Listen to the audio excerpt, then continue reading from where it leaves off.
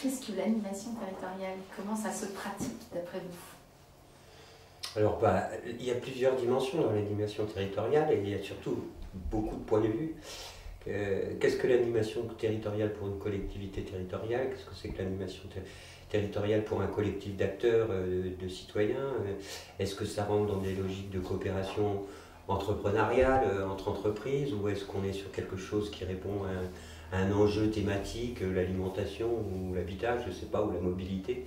Donc déjà, on est forcément dans des animations de domaines qui sont complexes, complexes par le type d'acteur qu'on veut relier, mais aussi complexes dans le rapport à, il faut définir le territoire du projet, il faut comprendre où on se passe, et donc je dirais que l'animation territoriale demande beaucoup de connaissances a priori de son territoire, à la fois de connaître la diversité des acteurs, mais aussi les besoins de ce territoire-là, de comprendre comment on va pouvoir mettre en coopération des acteurs autour d'un projet commun.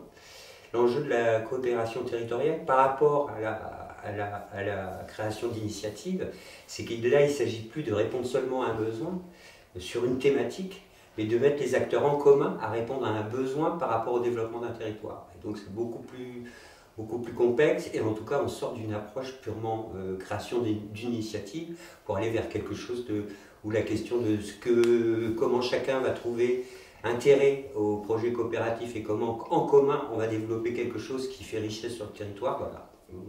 C'est des choses qui sont posées par l'animation territoriale.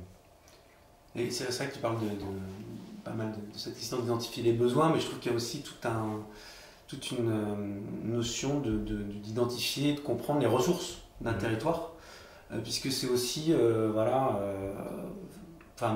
nous dans notre structure on est très attachés à certaines notions comme les droits culturels pour ce qui est de la culture, mais ça parle surtout des ressources de chacun, que ce soit les personnes, les structures, les ressources naturelles, et finalement faire de la coopération territoriale, c'est aussi connaître le territoire et ses ressources. J'ajouterais aussi, c'est laisser de la place, parce que le piège de l'animation territoriale, selon les endroits où on se place, on peut se placer dans une institution ou une organisation, et effectivement regarder le territoire comme un champ dont on connaîtrait, je dirais, les bordures, les limites, les ressources, etc. Alors je pense qu'il faut se laisser surprendre parce qu'on ne connaît pas, parce qu'on ne sait pas. Et du coup, avoir beaucoup d'humilité quand on parle d'animation territoriale, et surtout laisser de la place pour que ceux qui, je dirais, ne verraient pas trop de quoi on parle puissent rentrer. Voilà. Il y a beaucoup de personnes qui ne rentrent pas dans les écosystèmes d'animation territoriale.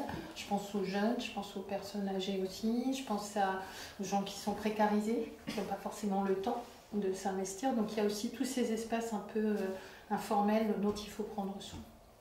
Ouais. Faire avec et pas pour. Exactement.